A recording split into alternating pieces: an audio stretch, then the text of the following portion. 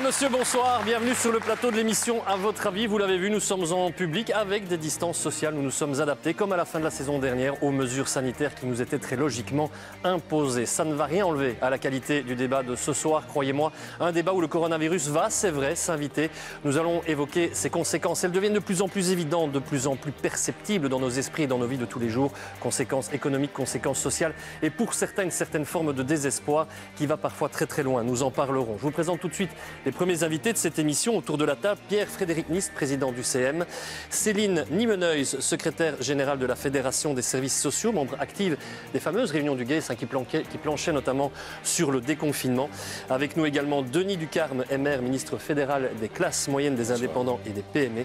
Et puis Raoul Edebeau, MR, député fédéral, porte-parole aussi du PTB. Dans le public, il y a d'autres invités, comme toutes les semaines. Je vous les présenterai au fur et à mesure de l'évolution de nos débats. Nous aurons aussi des invités par Skype. Là aussi, vous allez le voir, on s'adapte. On attend vos réactions. Et pour ça, il y a les réseaux sociaux. Facebook, nous sommes en direct sur la page Facebook de l'émission.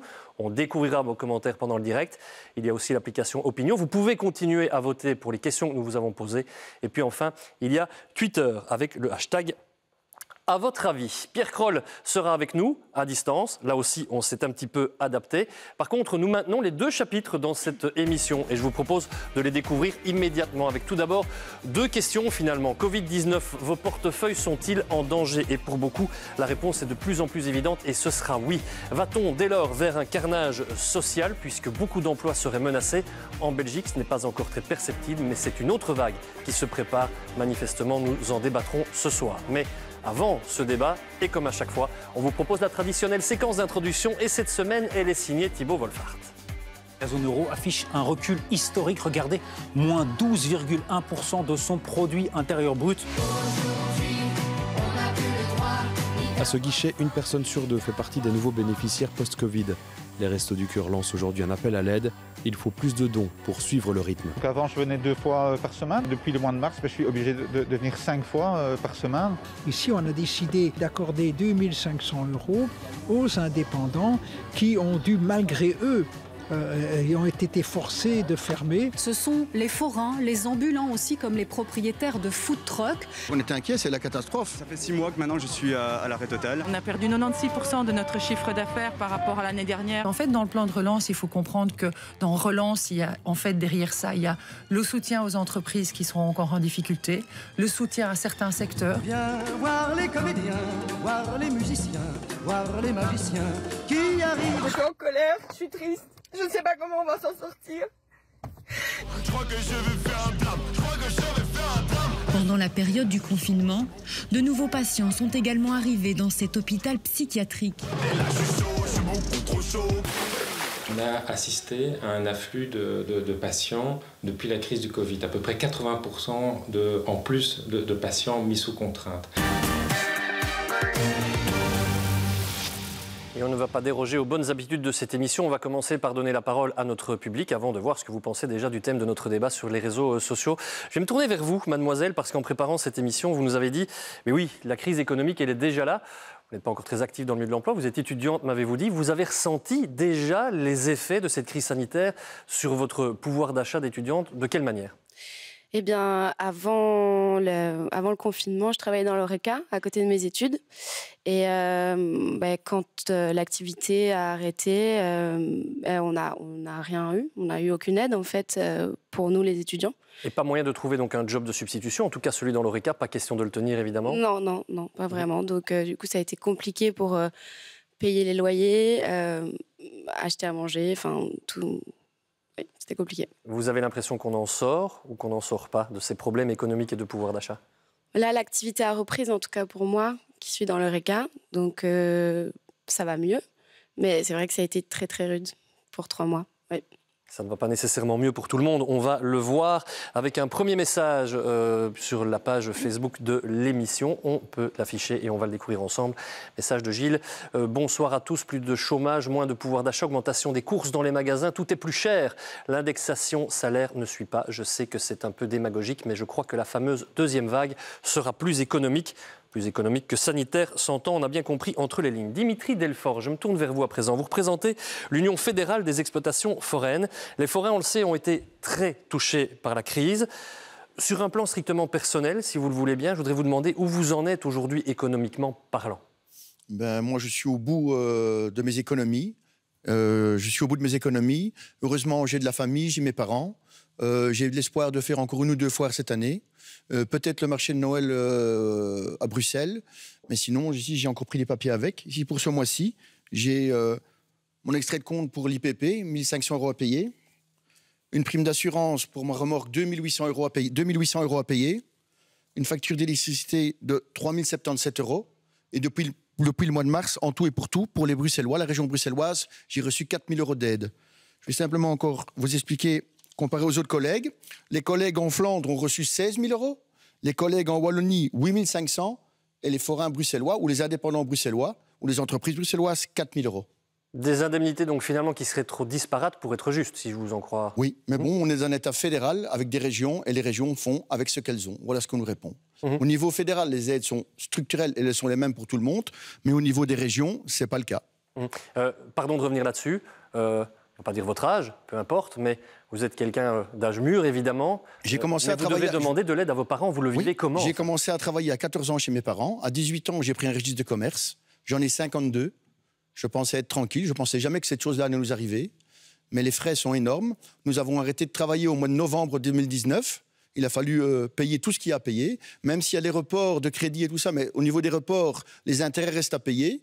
Au niveau, il y a des crédits qu'on ne peut pas reporter. Il y a les charges pour le téléphone, pour l'Internet, pour les terminaux de paiement. Et tout ça, on ne peut pas reporter parce que ce sont des crédits annuels, des contrats annuels et on ne peut pas les reporter. Et tout ça reste à payer sans que vous générez 1 franc de recettes, quoi. Et on verra évidemment que ce qui s'annonce pour 2021 n'est pas nécessairement plus réjouissant. Nous vous avons demandé votre avis sur l'application Opinio. Estimez-vous que votre pouvoir d'achat a changé depuis le début de cette crise sanitaire? Oui, il s'est détérioré pour près de 60% d'entre vous. 37% ou presque répondent que ce pouvoir d'achat ne s'est pas amélioré. Et puis pour 3 seulement, 2%, certains disent que oui, ce pouvoir d'achat se serait amélioré. Raoul Edebeau, on a entendu parler de certaines aides qui ont été mises en place et on sait que tout n'est pas parfait, on ne pouvait pas tout régler évidemment en un coup de cuillère à peau. Est-ce que vous parleriez néanmoins tout de même d'un bilan assez positif de ce qui a été mis en place? Oh non, ça c'est le moins qu'on puisse dire. Quand j'entends des histoires comme ça montre bien que c'est pas positif. C'est Tony les petits cospoches, c'est toujours la même chose. Je veux dire, les gens étaient déjà avant la crise, on souffrait déjà. Et avec cette crise du Covid, maintenant on est encore en train de plus pousser les gens vers le bas. Et moi, ce qui me révolte dans cette situation économique et politique, c'est que cette crise, c'est pas la crise pour tout le monde du Covid. Il y a certains secteurs industriels, certains secteurs de la société qui se sont fait la blinde d'argent. Le secteur de la distribution, les Colruyt, les Delhaize, les Aldi, etc. On s'est fait plein d'argent là-dedans. Dans le digital, le commerce digital, on s'est fait plein d'argent là-dedans. Le Big Pharma, c'est par milliards qu'ils sont fait des bénéfices. Ils vous diront qu'ils ne l'ont pas demandé, que c'est venu presque naturellement pour la grande disparition. La grande distribution, par exemple. Oui, mais moi, je trouve que ça ne va pas. Moi, je trouve que ça ne va pas de ce côté-là. Moi, je trouve que tous ces surprofits qui ont été faits par certaines entreprises de cette crise devraient servir à aider les petits. Devraient servir les petites PME, les indépendants, les forêts. C'est eux qu'on devrait aider. Mais c'est très clair. Nous, on a fait une proposition très claire. C'est que tous les surprofits qui ont été faits par les grandes entreprises, on les taxe à 75% pour les remettre dans un fonds qui serait investi intégralement pour les PME et les indépendants. Moi, je crois que c'est logique. On prend ça a déjà été fait dans le passé, ça, effectivement, après la Première et la Deuxième Guerre mondiale, c'est exactement le type de mesure qu'on a pris. Pourquoi? Parce que certaines entreprises s'étaient fait du fric pendant ce moment de crise. C'est la semaine passée, il y a une histoire qui m'a vraiment beaucoup touché. C'est les travailleurs de chez Aldi. Les héros du coronavirus. Tout le monde était d'accord au début de la crise, entre autres, la distribution, le personnel soignant, etc. etc. Qu'est-ce que le patron, M. Albrecht, le grand patron de Aldi, 34 milliards de patrimoine, donc il y a de l'argent en Europe. Qu'est-ce qu'il a concédé au niveau de ses employés? 1 euro de chèque repas en plus. 1 euro de chèque repas. Le chèque repas passait de 8 à 9 euros. Vous savez quelle décision il a prise il y a un mois? Retirer cet euro parce que la crise était pour lui terminée. Mais comment est-ce qu'on peut prendre ce type de décision-là? Alors moi, je propose quelque chose de très simplement. Ces héros du coronavirus, comme les travailleuses de chez Aldi, elles travaillent à 12 euros de l'heure. Vous trouvez normal, ça, monsieur Daoud? 12 euros de l'heure. Le patron de chez Aldi nous regarde, il peut éventuellement passer un coup de fil à la régie. Exactement. Mais vous lancez quelque chose de très concret pour commencer cette émission, et c'est tant mieux. Je vais vous demander d'y réagir, Denis Ducarme. On a entendu quand même déjà pas mal de choses avec des primes disparates entre les régions, et on a bien entendu que vous avez compris finalement les fonctionnements de l'État fédéral et des régions. Mais on a beaucoup entendu parler, notamment de systèmes où il fallait bloquer les prix, parce qu'on l'a entendu dans le message, tout a coûté plus cher. On entend ici une espèce d'impôt sur le surprofit de la crise. Vous êtes favorable à l'une ou l'autre de ces mesures? Je crois en tout cas que nous devons continuer à soutenir les indépendants, les PME, mais également les salariés à travers les mesures que nous avons prises en matière de droits passerelles, en matière de chômage temporaire. Ce sont vraiment les deux mesures piliers que nous avons pu prendre avec le gouvernement de Sophie Wilmès. Et celle-là... Prolongée jusqu'au 31 décembre. 31 décembre, jusqu'à la fin de l'année. Donc ça, Au-delà, c'est envisageable ? Écoutez, moi je pense que ce sera souhaitable. Ça sera au prochain gouvernement à le déterminer. Mais je pense en effet qu'on ne pourra pas débrancher la prise du soutien public ainsi du jour au lendemain si on veut voir les indépendants, les PME traverser la crise. Parce que ce que nous voyons aujourd'hui, et c'est seulement la rentrée, en matière de crise sociale, en matière de crise économique, ce n'est encore que la pointe de l'iceberg. Et c'est fondamental ce que vous venez de dire. Oui. Donc, on ne va pas nécessairement débrancher cette prise en décembre 2020. La question, évidemment, elle tombe sous le sens. Est-ce que ça, ce sera finançable ? Donc déjà envisagé. Il faudra naturellement faire une sélection dans les mesures qui sont à prendre. Mais on ne pourra pas, et je parle avec un forain derrière moi, sans doute avec des indépendants comme le secteur de l'événementiel que j'ai encore reçu aujourd'hui, ces gens ne peuvent plus travailler depuis des mois. Ces gens ne peuvent plus travailler depuis des mois et ça va encore être très compliqué dans les mois qui viennent. Donc, au-delà des mesures que nous allons naturellement continuer à prendre, il y en a une qui est fondamentale, c'est qu'il va falloir laisser des gens davantage travailler. Apprendre à vivre avec le virus, c'est aussi apprendre à travailler avec le virus. Et donc, il s'agira, dans le cadre du prochain Conseil national de sécurité, qui sera fondamental pour l'ensemble... Il est prévu pour quand ? Écoutez, dans les semaines qui viennent, mais c'est Sophie Wilmès qui l'annoncera. N'anticipez pas, on verra tout à l'heure si on peut envisager un allègement des mesures. C'est une des questions que j'ai prévu de vous poser. Très rapide réaction. Bon, moi, je ne peux pas laisser dire ça, parce que les mesures actuelles qui sont prises par le gouvernement sont insuffisantes. Alors, les gens qui reçoivent leur chômage économique, c'est 70% de leur salaire qu'ils reçoivent. Vous savez ce que ça veut dire, monsieur le ministre ? La perte de 30% de pouvoir d'achat. Il faut sortir un peu de votre bulle, quoi. C'est énorme. C'est énorme. C'est du 300-400 € qui est perdu. Regardez, Raoul Edebos, on a demandé aux internautes, et je sais bien que ça n'a pas valeur de sondage scientifique et certains parfois s'offusquent un peu, mais je vous assure qu'avec le nombre de votants qu'on a aujourd'hui, ça représente quand même une belle photographie de l'opinion. Est-ce que les mesures prises par le monde politique ont permis de limiter les conséquences de la crise ? Si on additionne les oui un peu et les oui tout à fait, on arrive, selon l'opinion des gens qui ont voté, encore une fois, c'est pas un sondage scientifique, à plus de 62%. Voyez, ça veut dire qu'il y a quand même des choses qui sont relativement positives, même si j'entends bien qu'il y a d'autres cas évidemment qui sont absolument dramatiques. Et moi je ne dis pas ici que les mesures n'ont pas aidé certaines personnes. Hein. Je veux dire, les chiffres sont là de la Banque nationale, hein, c'est très clair. 65% des gens ont été partiellement préservés. Mais 35% des travailleurs, on sait ce que ça veut dire. 35% des gens qui se retrouvent aujourd'hui au CPS, qui se retrouvent sans emploi, qui se retrouvent sans salaire. Et on est en train de dire ici, tranquille, on a réussi à limiter, etc. Aussi, hein.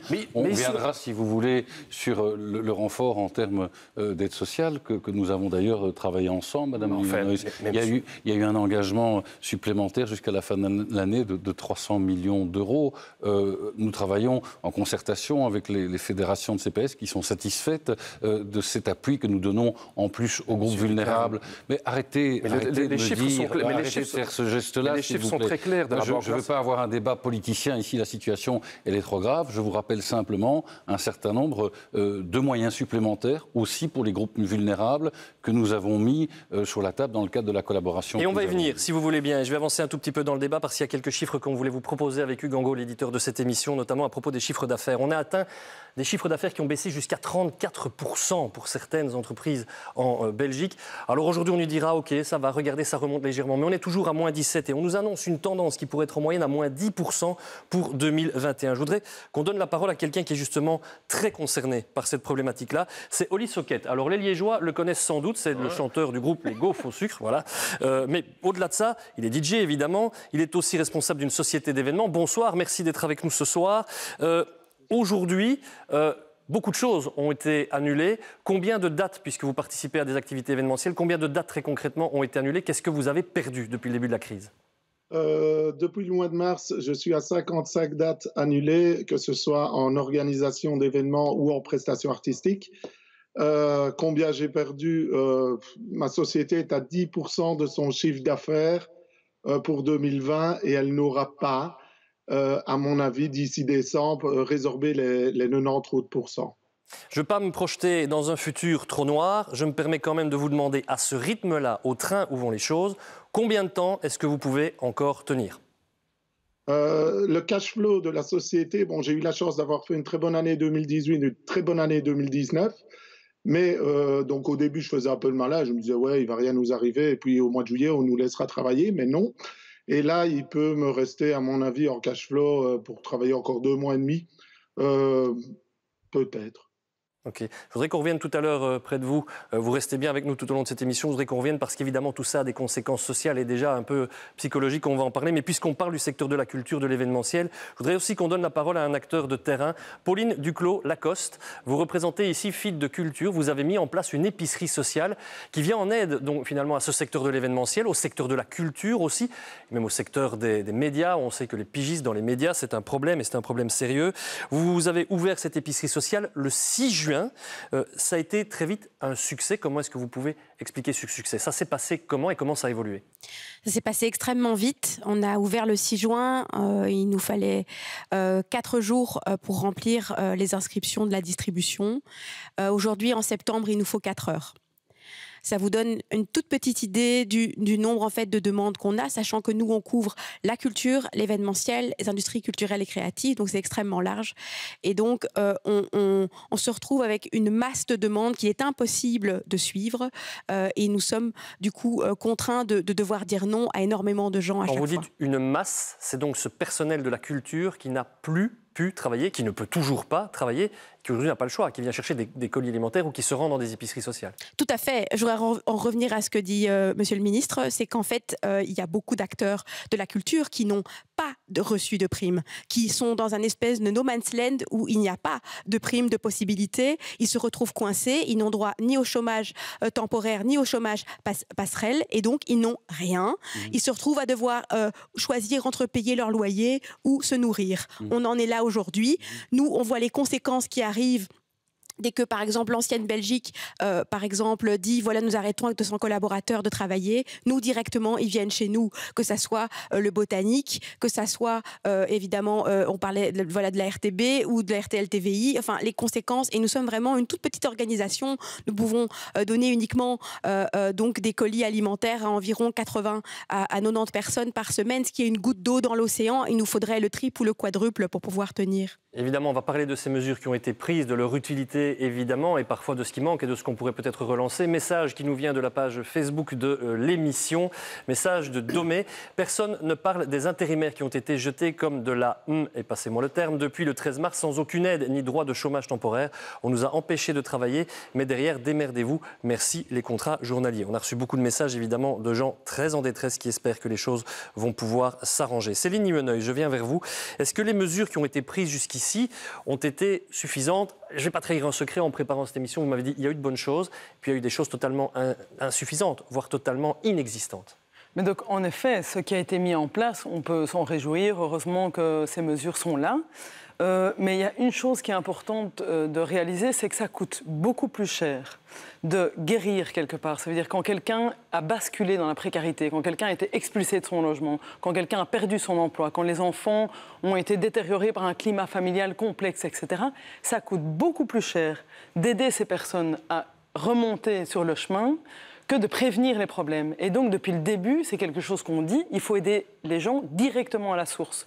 Pourquoi? Vous avez l'impression qu'on n'anticipe pas suffisamment ce qu'aujourd'hui tout le monde reconnaît, à savoir qu'une crise économique grave se prépare dans ce pays? Mais je pense qu'on le réalise, sinon les CPS n'auraient pas été soutenus quelque part financièrement pour pouvoir aider des nouvelles catégories de personnes, entre autres de la culture, etc., qui n'étaient pas avant des publics typiques des CPS.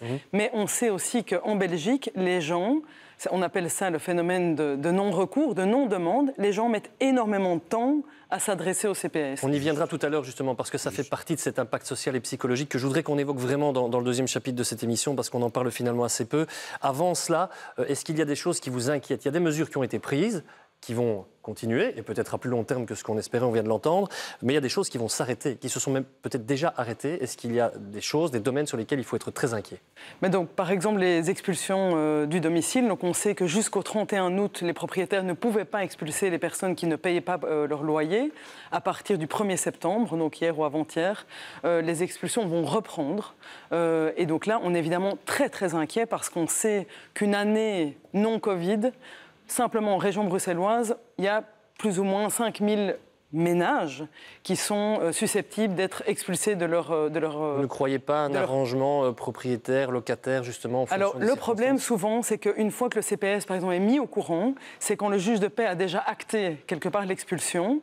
Et quand on sait ce que coûte une nuit pour une famille au SAMU social, 200 € par nuit. C'est un mauvais calcul. C'est un mauvais calcul d'attendre que les personnes aient basculé. Ça coûte beaucoup plus cher à la collectivité. Et donc, pour pouvoir mieux utiliser quelque part l'argent public, il faudrait prévenir. Et il me semble prévenir coûte moins cher que guérir. C'est pour ça que, et on en a beaucoup discuté, qu'on a privilégié dans le cadre des aides au niveau du renfort au CPS, l'aide sociale complémentaire. Et donc ça permet quoi? Ça permet au CPS d'intervenir sur toute une série, un panel de besoins qui va de la facture d'électricité aux factures de loyer, aux factures de soins, à l'éducation des enfants. Donc en effet, et là vous avez raison, il ne faut pas avoir honte dans la crise que nous traversons aujourd'hui, qui est une des crises les plus importantes depuis la Seconde Guerre mondiale. Vous avez raison à ce niveau-là, monsieur Edebeau. Il s'agit de ne pas avoir honte de franchir la porte de. Mais vous verrez que c'est pas si simple. Je sais que ce n'est pas si simple. C'est le thème de la deuxième partie. Si on l'anticipe, on va tout mélanger. Je veux le dire. Et on l'a bien compris, c'est très compliqué. On a engagé des moyens. On a engagé des moyens. Il faut naturellement que ça aide les gens qui en ont besoin. On a parlé du droit passerelle, justement, et ça a inspiré Pierre Kroll, qu'on salue, et qui dessine à distance. Ce droit passerelle, voilà, il y a tous ceux qui vont jusqu'à la passerelle, et puis il y a tous ceux qui sont tombés quand même. Beaucoup de secteurs, Pierre-Frédéric Nist, galèrent encore. Il y a même ce fameux droit passerelle qui serait parfois un peu en retard de paiement. Ça, on est où, ça, aujourd'hui? Ça provoque des catastrophes ou c'est en train de s'arranger?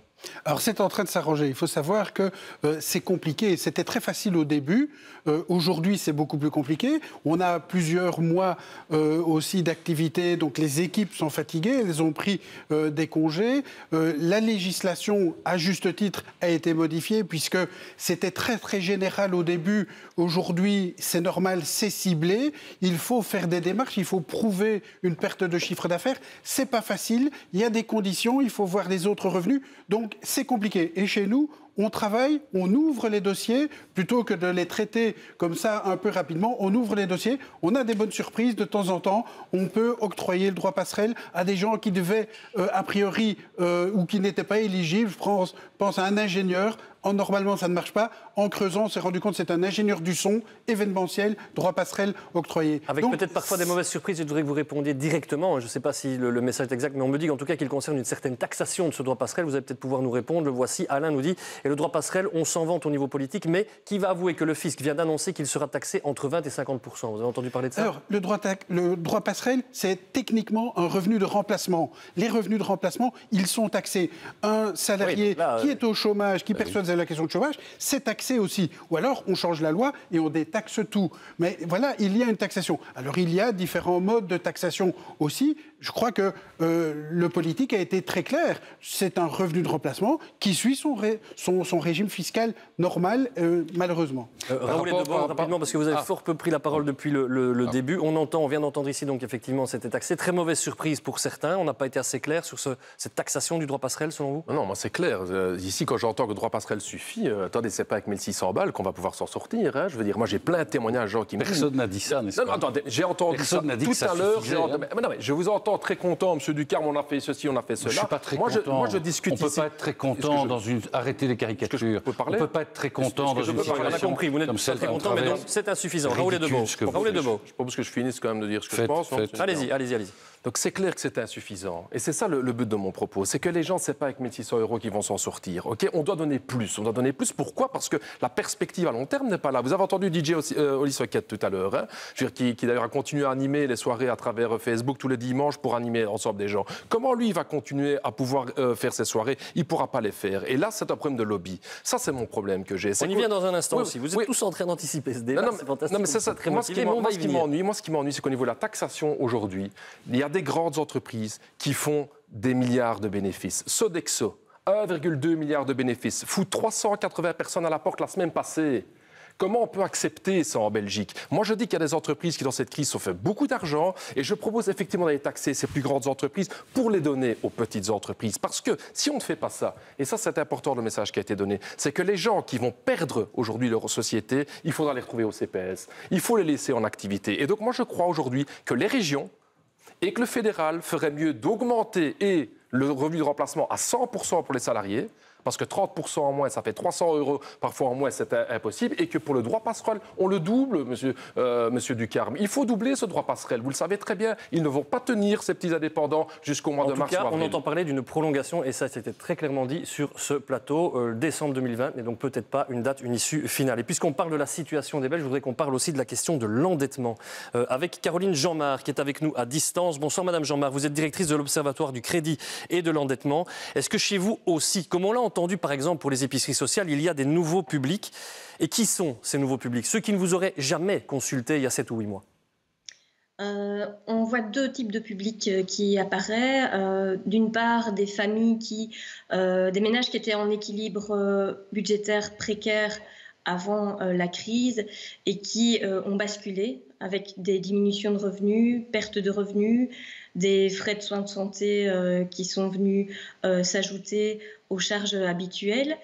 Et ce qui nous inquiétait aussi, c'est de voir arriver des ménages, des professionnels, qui n'avaient aucune difficulté financière avant la crise et qui, pour certains, ont totalement basculé, faute d'épargne, et pour d'autres, sont juste en train de tenir le coup. Ils tiennent le coup comment? Parce qu'ils avaient une petite épargne, les mesures ont été mises en place, mais on sait que les mesures seront levées à un moment. Et on est très inquiet à ce niveau-là. C'est important, vous venez de prononcer un mot très important pour les Belges, parce qu'on dit toujours qu'on est les rois de l'épargne, qu'on aurait même atteint des records. Alors est-ce qu'aujourd'hui tout ça c'est une vue de l'esprit, ou est-ce que tout ça signifie que ça a fondu, ou est-ce que ça signifie qu'au niveau de l'épargne, tous les Belges n'étaient pas nécessairement égaux? Je connais un peu la réponse déjà, mais je voudrais l'entendre de votre bouche. Oui, tout à fait. On l'a entendu, hein, la crise a permis à certains d'épargner. Par contre, ça ne concerne pas tout le monde. Donc en juin, on savait, il y a eu un sondage qui disait qu'un Belge sur 4 était dans l'impossibilité de subvenir, s'il y avait une dépense imprévue importante, d'y faire face. On sait très bien qu'un Belge sur 2, avec l'épargne qu'il a, nous dit qu'il est incapable de tenir plus de 3 mois. Alors il est temps du coup, et on va poser cette question-là aussi, avant de voir pourquoi parfois dans certains secteurs ça a un peu coincé. Raoul Adebois va un tout petit peu anticiper le débat. Pierre-Frédéric Nist, on parle de restrictions sanitaires aujourd'hui. Pour vous, il est temps de passer à autre chose pour qu'une activité économique et professionnelle puisse reprendre. Mais bien évidemment, c'était le sens de notre sortie début de semaine, l'appel des entrepreneurs. Monsieur le ministre l'a rappelé, on doit pouvoir travailler. Et je voudrais vraiment qu'on fasse confiance aux indépendants, aux PME. Prendre des risques, c'est dans leur ADN, c'est très clair. Et donc, dès le début, ils ont respecté les mesures sanitaires et on constate que ça s'est pas mal passé. Donc aujourd'hui, il ne faut plus viser l'absence totale de Covid en tant que tel. Il faut apprivoiser le risque et il faut commencer à vivre et à travailler avec le risque. Il faut une vision à plus long terme. Alors j'ai entendu qu'on parlait du droit passerelle. Ok, c'est bien. On a demandé du cash pour les PME, on a demandé du cash pour les indépendants. La manne n'est pas sans fond. Il y a d'autres mesures. On avait parlé du moratoire des faillites. C'est sans doute quelque chose, vu la durée maintenant de la crise, qu'il faudrait réinstaurer. Il y a d'autres mesures. On veut un soutien, mais pas nécessairement du cash. Pour les secteurs comme monsieur, qui sont toujours à l'arrêt, incontestablement. Mais pour les autres, il y a toute une série d'autres mesures, bien évidemment, à... Je voudrais justement, puisqu'il faut réinventer ce monde du travail et apprendre à travailler avec le risque, on retourne du côté de chez Oli Socket. Là aussi, vous nous l'avez confié en préparant cette émission. Réinventer le travail, pour vous, ça a été très clairement aller chercher du travail à l'étranger, parfois même dans des zones qui ne sont pas nécessairement conseillées. Comment est-ce que vous pouvez expliquer ça ? C'est-à-dire qu'à un moment donné, il faut savoir que moi, je fais aussi des mariages, de l'animation de mariage, et puis que les gens, ils ont été reportés par le CNS. D'abord, ils pouvaient danser à 1, puis ils pouvaient danser à 2, puis ils ne pouvaient plus danser. Enfin bref. Et les mariés ont été beaucoup reportés. Moi, j'ai des mariés qui ont été reportés 2 ou 3 fois avec ça. Donc, à un moment donné, qu'est-ce qui s'est passé? Ils se sont dit, tiens, donc moi, je suis de Liège, j'habite à 10 km de Maastricht et à 20 km de Aix-la-Chapelle.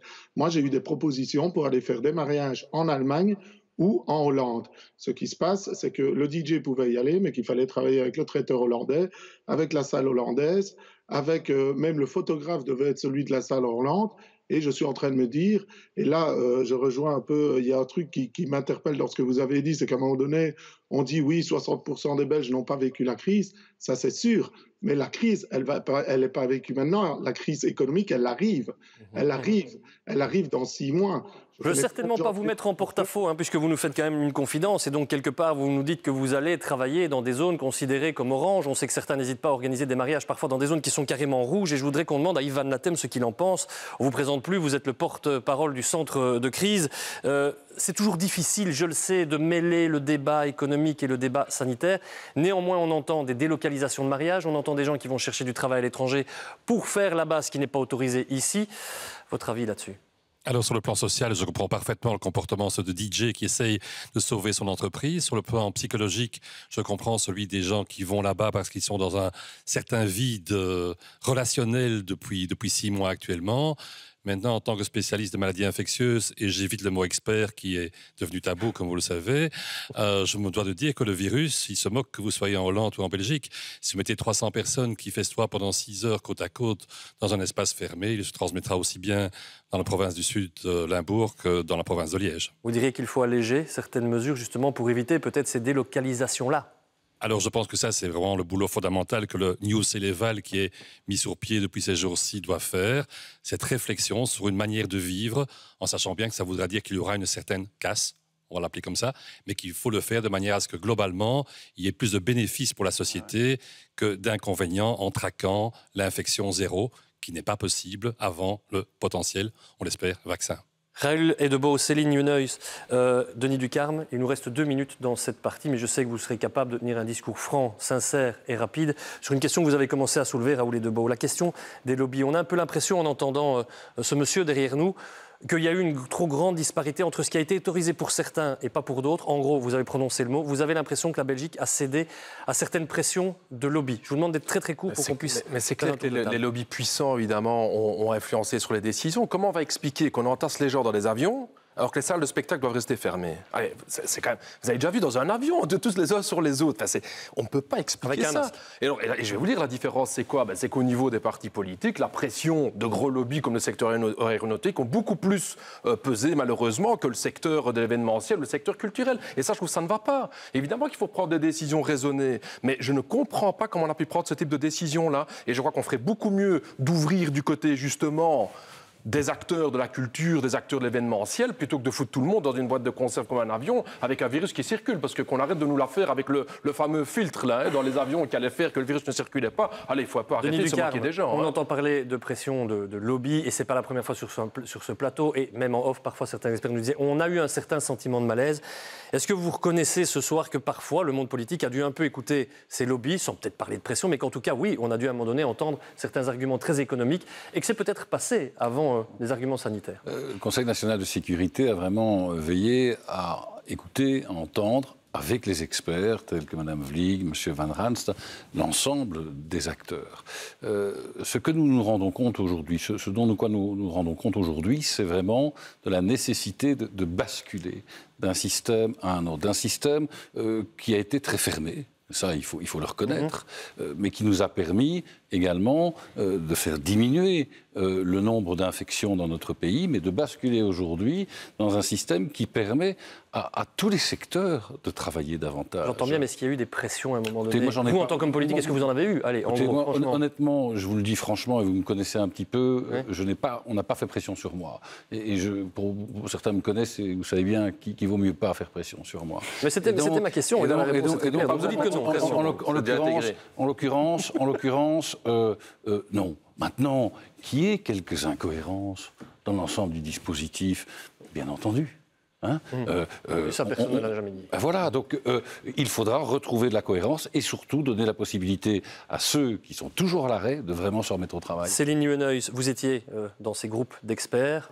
Certains, en off, parfois nous disaient, vous savez, on sent quand même une certaine pression dans notre dos. Elle peut venir de groupes économiques, elle peut même venir du monde politique. Est-ce que vous avez ressenti, vous, ces pressions-là ou pas? Pour moi, les pressions qui ont été ressenties, c'est un peu le reflet de la société. Il y a ceux qu'on entend plus, surtout dans le monde économique, les plus puissants, et puis ceux qu'on entend moins. Maintenant, il y a eu aussi des pressions, par exemple, à un moment donné, des pédiatres pour la remise à l'école des enfants, qui a aussi été entendue. Mais je reste évidemment affectée par le fait que, par exemple, on n'ait jamais parlé des travailleurs sociaux sur le terrain qui continuent à travailler dans la rue avec des tox, au SAMU social, dans des conditions sanitaires déplorables et qui souvent ont répété l'importance surtout de soutenir les gens pour qu'il n'y ait pas une déferlante de misère qui arrive dans les services sociaux. C'est quand même eux qui vont après porter ça sur le terrain. C'est eux qui vont devoir dire « toi tu peux dormir ici ce soir et toi tu restes à la rue ». C'est compliqué. Toi tu peux avoir un colis alimentaire, toi tu ne peux pas. C'est eux qui vont finalement être les derniers réceptacles des difficultés. Et donc là je pense qu'aujourd'hui il faut vraiment s'y mettre pour s'assurer qu'on ne tombe pas là-dedans. Et il me semble que les 3 mois de travail intense du groupe d'experts n'ont en effet pas permis de travailler encore sur ces éléments-là. Que pensez-vous justement de cette crise économique qui s'annonce et quel impact peut-elle avoir sur votre morale? Votre avis dans les rues de Bruxelles aujourd'hui, Camille Delay à Bruxelles.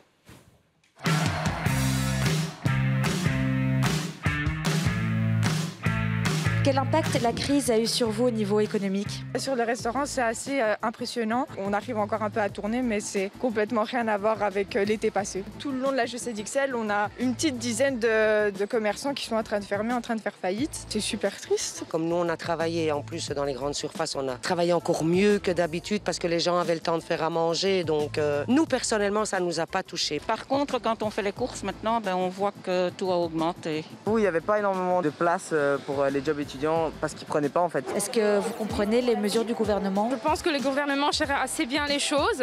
Il y a plein de règles qui ont été données et je vois que la plupart des personnes les respectent. Quand on voit qu'on peut être entassé dans un tram, mais qu'à l'école il faut avoir autant de distance, il y a des choses qui ne sont pas très logiques. Le manque de communication, c'est surtout ça, pour moi, qui m'a perturbée. Est-ce que vous ressentez les effets d'une crise sociale? Regardez, moi je vais pour un simple incident à l'hôpital, je ne suis pas reçu, quoi. Mais bon, il faut garder le moral parce que, moi je vois des gens qui sont vraiment limite, quoi, limite. Il y a certaines personnes de la famille qui ont un peu plus peur, etc., qui veulent pas trop sortir de chez eux. Et socialement, ils n'ont plus vraiment de contact. Au niveau de leur bien-être, c'est pas bon. Je comprends le fait qu'ils ont peur, mais ils doivent pas s'empêcher non plus de vivre réellement, quoi. Une crise sociale s'annonce, c'est en tout cas ce que l'on nous dit et évidemment tout cela va affecter pas mal notre morale. Oli Soquet, vous êtes toujours avec nous, je me retourne une fois de plus vers vous. Ça a été dur familialement, c'est toujours dur familialement dans la vie de tous les jours cette situation? Oui, donc d'abord, je voudrais juste dire un truc. Je n'ai pas été travailler à l'étranger, on me l'a proposé, d'accord? Parce que ça, mon fils va me dire, tu as été travailler où c'était interdit? Et là, j'en viens à mon fils qui, par exemple, tous les jours me dit, ah papa, tu travailles pas aujourd'hui. Donc lui, il est rentré à l'école hier, en secondaire, avec un masque et tout, c'était très bien, on n'a pas pu l'embrasser ni rien. Mais moi, je peux toujours pas aller travailler. Alors que je pense que dans l'événementiel, et les professionnels de l'événementiel sauraient faire le job et sauraient faire le taf. Alors moi, qui suis quelqu'un de très positif, je vais vous avouer une chose, Monsieur Daoud, c'est qu'il m'arrive de broyer du noir, et il m'arrive aussi des fois d'avoir les larmes aux yeux. Et j'ai par exemple un ami de l'Oreca bien connu à Liège, que Monsieur Debeau doit connaître, qui lui n'est plus là pour le raconter puisqu'il s'est pendu, car il en avait marre. Donc voilà, et je crois qu'on va vraiment sur... on a reçu un mail sur une commune où le CPAS peut nous aider, où il y a aussi, dans la lettre que le CPAS va pouvoir aider les indépendants, on dit il y a aussi une ligne prévention suicide si on a besoin. Bon, je ne pense pas que je vais me suicider, j'arrive à broyer du noir, moi j'essaye de trouver des solutions pour bosser et pour qu'on s'en sorte, mais ça me fait très peur. Grand merci à vous pour ce témoignage et des histoires dramatiques comme celle que vous venez d'évoquer. On en a entendu beaucoup. Évidemment, tout cela joue sur le moral des Belges. Ça a aussi d'ailleurs inspiré Pierre Kroll qui nous a envoyé ce dessin pour nous parler de ce que les Belges pouvaient ressentir. On sent effectivement une certaine morosité. Nous vous avions d'ailleurs demandé via l'application Opinio si tout cela jouait déjà un peu sur votre morale. Et les résultats sont finalement... L'impact, il est finalement bon, mauvais, et on sent qu'il y a finalement une espèce de 50-50 là en ce qui concerne ceux qui se disent qu'on peut être optimiste et ceux qui se disent qu'au contraire il y a des raisons d'être un petit peu plus inquiets. Et sur ces questions-là, nous avons voulu inviter Frédéric Van Leuven. Vous étiez venu nous expliquer l'impact psychologique justement sur la population il y a quelque temps, avec une hausse de 50% d'admission dans les services fermés en psychiatrie. Est-ce que la tendance aujourd'hui est la même? Est-ce qu'elle s'améliore ou est-ce qu'elle s'aggrave?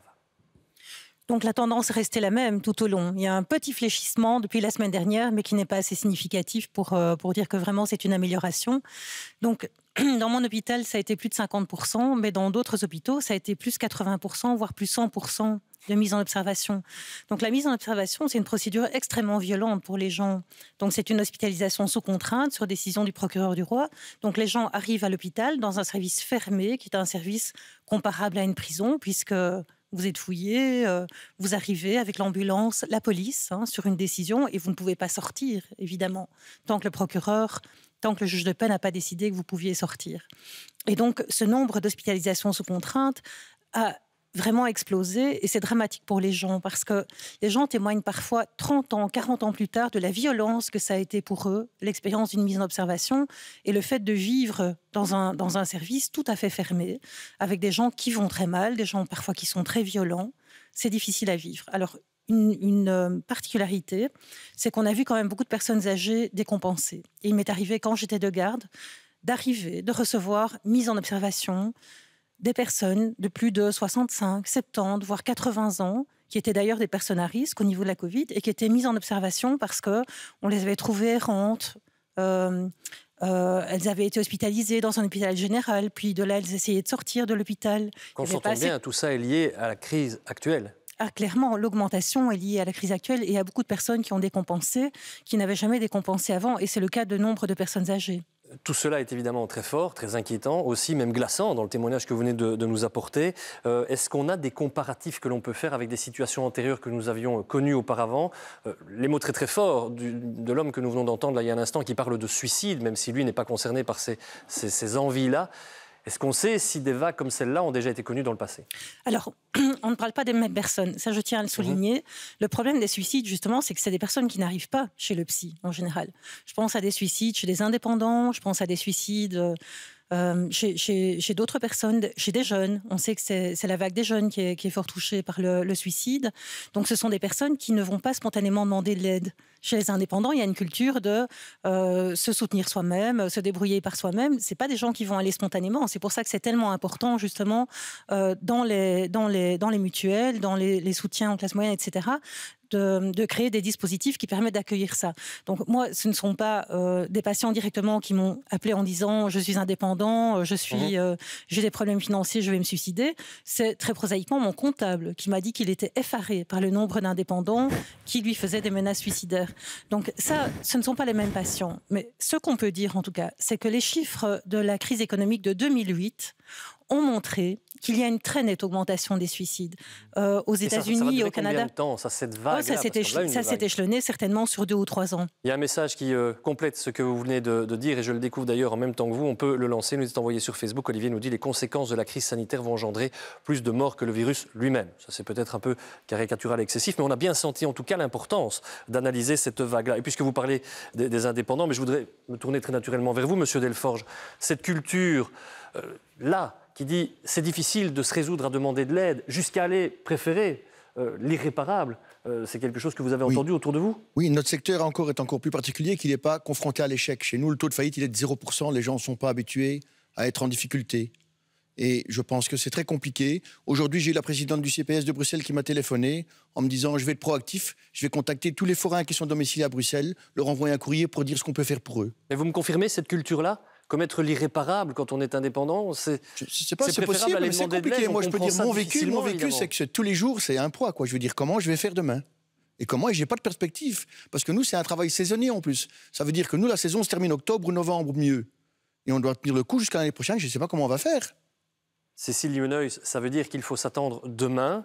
On est en train de parler d'une deuxième vague ici qu'on ne soupçonnait pas. On nous a parlé d'une deuxième vague sanitaire qu'on est manifestement en train d'éviter. Mais la deuxième vague sociale s'annonce grave, s'annonce très très grave. Ça veut dire, sans rebondir sur la question du suicide, qu'il faut s'attendre à voir demain, par exemple, des services d'aide sociaux, des CPS, débordés, peut-être même que c'est déjà le cas et qu'on ne le sait pas encore?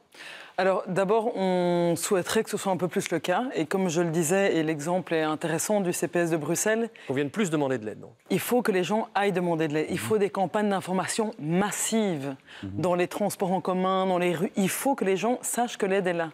On sait déjà avant la crise Covid, comme je l'ai dit, que les gens vont difficilement demander de l'aide, soit parce qu'ils ne savent pas, quand ils savent... Elle est complexe, on a parlé pour le droit passerelle, on a parlé... L'aide est complexe à trouver, aller chercher un psy, les gens ne savent pas où s'adresser. Et alors, on sait aussi que quand les gens changent de statut, quand on passe d'un statut à un autre, c'est souvent à un moment donné où les gens disparaissent des radars. Donc, il faut aller chercher les gens là où ils sont, il faut encourager et soutenir les travailleurs sociaux pour qu'ils puissent aller dans les rues, hors de leurs murs, chercher les gens et faire des campagnes d'information massives, parce que sinon, ça va être vraiment dramatique. Donc, les CPS, ils ont eu un soutien, il va falloir qu'il soit prolongé en 2021, parce qu'on sait qu'il y a un effet de retard. Et que là, aujourd'hui, la masse et la vague n'est pas encore arrivée, elle va arriver, et donc on espère que le gouvernement va pouvoir prolonger cette aide, parce que s'ils doivent dépenser cet argent avant la fin de l'année, ils ne pourront pas aider ceux qui viendront en janvier, février, mars 2021. Je reviens à table dans un instant, si vous voulez bien, parce que je vois que vous voulez tous les trois réagir, mais je vais me tourner à nouveau vers Caroline Jeanmar. On sait que vous allez être très sollicité au niveau de l'Observatoire du crédit et de l'endettement. Il y a des nouveaux ménages qui vous consultent, vous l'avez dit. Justement, pour compléter ce qui vient d'être dit, est-ce que tous ces ménages sont suffisamment conscients de l'aide qu'ils peuvent recevoir? Est-ce que tout est assez clair dans leur esprit? Non, c'est très clair. Par rapport aux ménages que j'évoquais tout à l'heure, qui assumaient leurs charges, leur crédit auparavant et qui n'avaient aucune difficulté, ils nous contactent, ils sont platement dit, ils sont totalement paumés, ils ne savent absolument pas à qui demander de l'aide, comment faire. Et donc là, j'appuie vraiment, c'est une recommandation très claire, prévoir des campagnes d'information aux citoyens sur leurs droits, sur les services qui existent, parce qu'il y a toute une série de personnes qui n'ont jamais eu besoin de recourir à de l'aide, qui sont perdus dans les arcanes administratifs et ils ne sont pas du tout préparés à cette situation. On vient de comprendre justement les difficultés déjà psychologiques et si à cela évidemment s'ajoutent des difficultés administratives, c'est un peu compliqué. Je voyais qu'on voulait réagir sur cette question-là autour de la table et je le comprends, la question elle est fondamentale. Il y a quand même des choses qui existent et vous reconnaissez vous-même, Denis Ducarme, l'impérieuse nécessité de mettre d'autres choses en place. C'est une nécessité dans le chef du prochain gouvernement de plein exercice, pour ça qu'il en faut un extrêmement rapidement, parce que la crise ne va pas en effet s'arrêter au 31 décembre de cette année. Donc il faudra un prolongement de mesures sur le plan socio-économique, mais également sur le plan strictement social. Et sur la difficulté de s'informer, c'était ça le propos. Oui, ça, je rejoins ce que vous venez de dire, Madame Nieuwenhuis, et j'ai des réunions ici vendredi avec le SPP Intégration Sociale, et nous devons convenir justement d'un plan de communication autour des à quoi j'ai droit. À quoi j'ai droit? Je suis vraiment dans les difficultés. Je ne sais pas payer les frais de scolaire des enfants. J'ai un problème avec le loyer. Où est-ce que je peux aller chercher ça? Et donc, avec le SPP Intégration Sociale, nous allons communiquer sur ces questions-là aussi, parce que vous en avez parlé. On est évidemment dans la crise sur le plan économique, mais également sur le plan humain. Et ce que Madame indique est clair. C'est pour ça qu'on a voulu également, au niveau de l'INASTI, ouvrir une ligne d'information. On communiquera demain sur cette question, afin que les indépendants qui sont en détresse, et en effet, il y a des suicides chez les indépendants, plus qu'on ne le croit, que ces indépendants qui sont en détresse puissent appeler l'INASTI et être orientés vers des services d'appui psychologique, mais également vers des services qui peuvent leur donner un coup de main dans le cadre de leur entreprise. Ça, c'est mis en place déjà, ça c'est concret. Ça va être mis en place, on communique demain sur la question. Un chiffre que je voulais vous soumettre, et juste une petite précision, parce que je suis interpellé, et comme ça je cacherai aux téléspectateurs, je lis parfois des SMS qui me sont envoyés en direct pendant l'émission. Il faut avoir 3-4 cerveaux, mais bon voilà. Vous avez au moins ça, hein, monsieur Daoust. On essaye, ou alors je divise un seul en 4. Mais donc pourquoi n'avons-nous pas invité les CPS ce soir alors qu'on parle beaucoup d'eux? Parce que nous avons estimé que c'était parfois bien de changer aussi un peu d'interlocuteur. On n'avait pas toujours eu l'occasion de vous entendre, Madame Nieuwenhuis. On n'avait pas toujours eu l'occasion de vous entendre non plus au niveau des ASBL qui agissent sur le terrain. On a beaucoup reçu les CPS sur ce plateau la saison dernière. On varie un peu les plaisirs et les interlocuteurs. Ça permet d'avoir une vision plus large de ce que les acteurs de terrain réalisent. Ça nous semble fondamental. Je reviens vers vous, Raoul Edebow, et je vais vous soumettre un chiffre. Je sais que vous aimez ça. On s'est intéressé aux faillites qui risquent d'arriver. Ça correspond un petit peu à ce dont on est en train de parler. On nous dit dans le futur 8% de faillites probables à très probables pour des entreprises belges.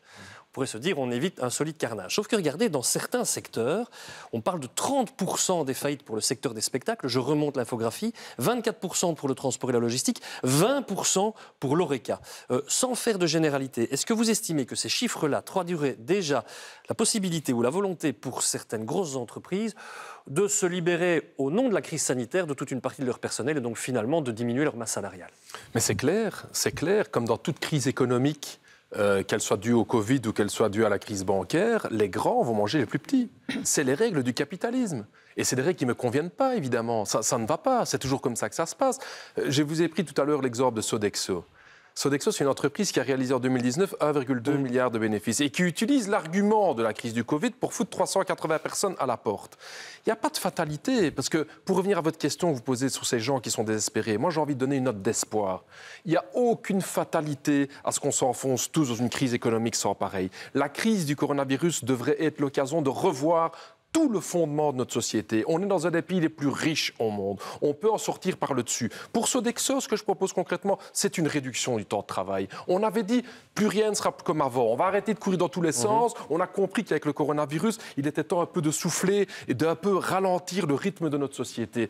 Qu'on réduise le temps de travail chez Sodexo de 38 à 34 heures et on sauve les 400 emplois qui sont menacés. Moi, je préconise aujourd'hui une réduction du temps de travail qui permettra de donner du boulot à tous ceux aujourd'hui qui en ont perdu, et qui permettra de souffler à tous ceux qui n'ont pas arrêté de bosser. Parce que les éboueurs, le personnel soignant, la distribution, tous ces héros du coronavirus, qu'est-ce qu'on va faire pour eux aujourd'hui? Et moi, j'ai une note d'espoir. Je veux dire aux gens qu'on arrête de se sentir complètement, isolés avec notre masque qui ne permet même plus de nous exprimer. Non, exprimons-nous dans les semaines à venir. Renouons avec la lutte, le sens social, le collectif. C'est cet espoir-là, franchement. Ce n'est pas que l'information qui va résoudre le problème des gens. C'est vraiment le ciment social qui va nous permettre de redonner l'espoir aux gens qu'une autre société est possible. Après le patron d'Aldi, si le patron de Sodexo veut nous appeler, on vient de proposer 2-3 solutions sur ce plateau. Frédéric Nice, cela dit, pas le choix. Donc on entend bien effectivement qu'il y a déjà des gros licenciements et des vagues de licenciements qui ont commencé, qui vont peut-être se poursuivre, et certains disent même certainement.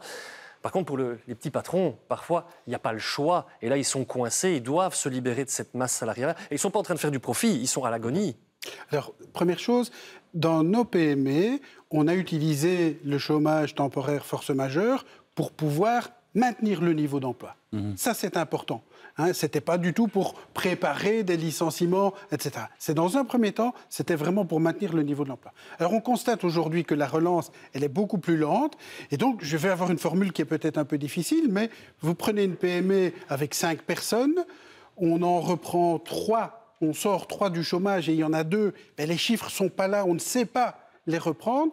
Pour les licenciés, nous souhaitons de façon dérogatoire, on ne veut pas refaire tout le droit du travail, mais en tout cas, dans une période déterminée, pouvoir licencier à moindre coût pour sauver les 3 autres. Parce que si on doit payer plein pot pour les 2, on se retrouvera avec les chiffres de faillite. C'est du licenciement low cost dont vous êtes en train de parler. Ce n'est pas du licenciement low cost. Nous souhaitons licencier avec un coût au niveau de la sécurité sociale de façon temporaire, réduit, mais que le travailleur ait en poche la même chose que normalement. Et qu'il y ait même, vous parliez de fiscalité, qu'il y ait même une exonération fiscale à ce niveau-là. Nous voulons que le travailleur ne soit pas pénalisé, mais aidez-nous dans des circonstances comme ça, à pouvoir licencier, sinon ça va être effectivement... Rapidement, Raoul Edebow et puis Denis Ducarme pour voir ce que vous pensez justement de non, mais je pense que les licenciements sont quand même vraiment pas la solution, parce qu'on a un problème sociétal. Si vous foutez tous ces gens à la porte, qui vont encore consommer notre société? On plonge dans la crise économique. Moi, je pense que du contraire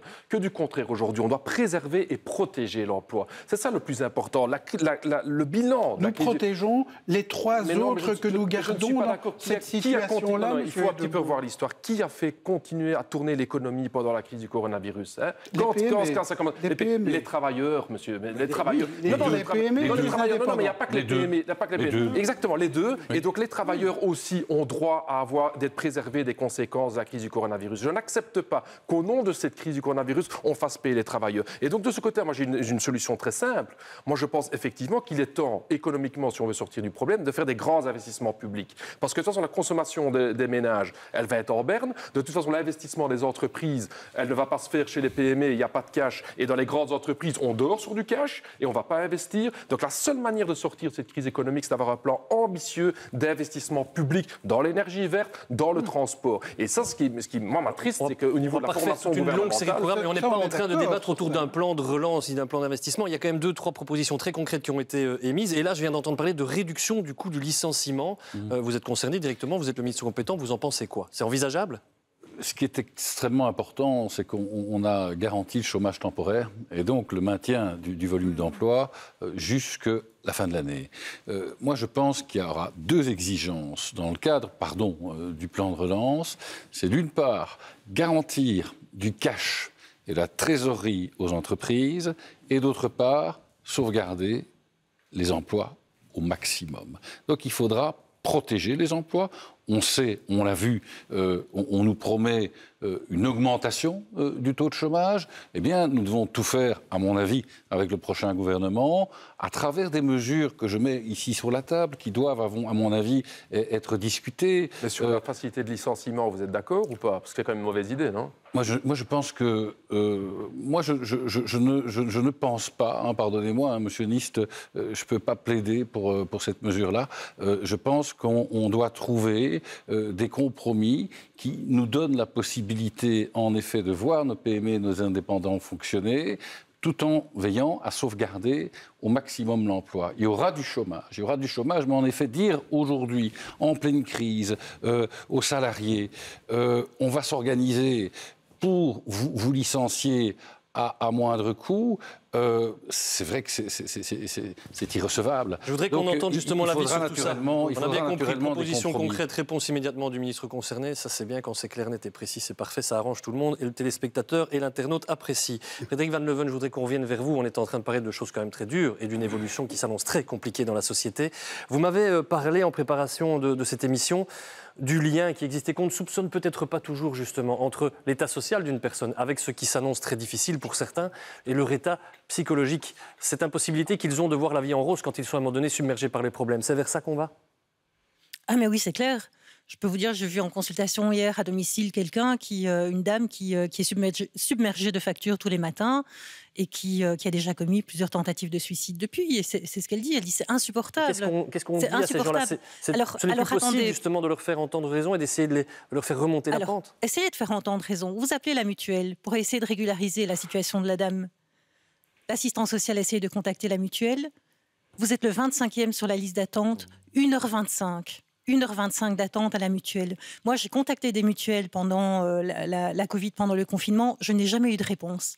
Alors, ce n'est pas le cas de tout le monde, mais en tout cas, ça arrive. Donc, la question de l'accessibilité des services est vraiment très compliquée. Et ça peut être le même cas dans d'autres types d'administrations. Ce qu'il faut savoir, c'est que, alors pour certains, la crise est vraiment finie, parce qu'il y a une suspension. Les gens ont été chez eux, travaillé à domicile pendant le confinement. Mais maintenant, le contrôle, ça reprend. Et donc, les gens qui n'ont pas payé leurs factures à temps, il y a déjà une explosion de convocations à la justice de paix. Il y a quelque chose au niveau des contrôles qu'il faut pouvoir lâcher. Des indépendants, des artistes, contrôlés par le Forum, contrôlés par les CPS, etc., ils ne vont jamais entrer dans ce type de culture. C'est insupportable. Il faut réfléchir quelque chose au niveau de la manière de laisser la liberté de création aux gens. Pauline Duclos-Lacoste, justement, à propos de l'action que vous menez sur le terrain, réponse brièvement, vous attendez à ce que tout ça dure maintenant? On est entré dans une vague qu'on ne pourra plus éviter? Oui, tout à fait, ça va durer, ça on le sait. Nous, on l'évalue ça à au moins 2 années de conséquences, parce qu'on fonctionne en saison artistique, donc du coup, saison événementielle selon, on le sait. Mais moi, là où je suis étonnée, c'est que cette histoire a commencé en mars, et c'est que maintenant, en septembre, qu'on se dit « Ah oui, il y aura peut-être une crise sociale », mais on le savait depuis mars qu'il y aurait une crise sociale. On est en train de dire oui, non, mais on le savait. Je veux dire, c'est pas une découverte. C'est pas ah tiens, on s'est réveillé un matin, il y a une crise sociale en septembre. Donc on risque d'être débordé par manque d'anticipation. Tout à fait. On va si on anticipe et du coup là on paye ces quelques mois où il aurait fallu déjà anticiper la chose en fait. Je voudrais conclure avec Yves Van Latem parce qu'on a reçu énormément de messages tout au long de cette émission et évidemment des messages et que je comprends de gens très très inquiets qui nous demandent mais vu l'évolution épidémiologique, vu ces courbes, vu ces chiffres, aujourd'hui le New York Times a même dit que la Belgique avait très très bien géré ce rebond. Beaucoup ne comprennent pas, nous disent mais pourquoi est-ce qu'on ne relâche pas tout, Yves Van Latem, puisque tout se passe bien. Votre avis d'expert là-dessus pour conclure cette émission? Alors c'est quand tout est bien qu'il faut faire attention parce que le virus, lui, il ne sait pas. Le virus, il est toujours là. Et le virus, si on baisse les bras, il faut peut-être baisser les bras un petit peu, mais si on baisse trop les bras, il va revenir. Et on le sait, le ciel était bleu et nous étions au vert en fin juin et en début juillet. Il a fallu quelques problèmes au point de vue de certains voyages, quelques problèmes au point de vue de certaines réunions dans différents milieux pour qu'en 15 jours de temps, la situation redérape. Et cette vaguelette a été rattrapée. Nous aurons encore des vaguelettes, de multiples vaguelettes devant nous. Il faut éviter que, dans la situation qu'on prépare, on ait une grosse vague. En 15 jours, tout peut être ruiné, quoi. En 15 jours, tout peut être ruiné si on fait n'importe quoi. Grand merci à vous d'avoir été là. Grand merci à l'ensemble des invités pour leur présence ce soir. On va s'arrêter là avec tout d'abord, et comme toutes les semaines, un coup d'œil sur la une du magazine Moustique qui s'intéresse finalement à quelque chose que nous avons un peu évoqué aussi sur ce plateau. Comment vont les Belges? Eh bien, un dossier complet vous est proposé dans cet hebdomadaire qui est sorti aujourd'hui. Si vous souhaitez faire partie de notre public restreint, je vous l'accorde, mais public quand même, eh bien, vous n'hésitez pas, vous nous envoyez un petit mail à l'adresse suivante, à votre avis, @rtbf.be. Un grand merci à vous de nous avoir suivis en télévision ou sur les réseaux sociaux. Un grand merci aussi à toute l'équipe qui m'a permis de vous présenter ce débat. Je vous souhaite une excellente fin de soirée. À bientôt.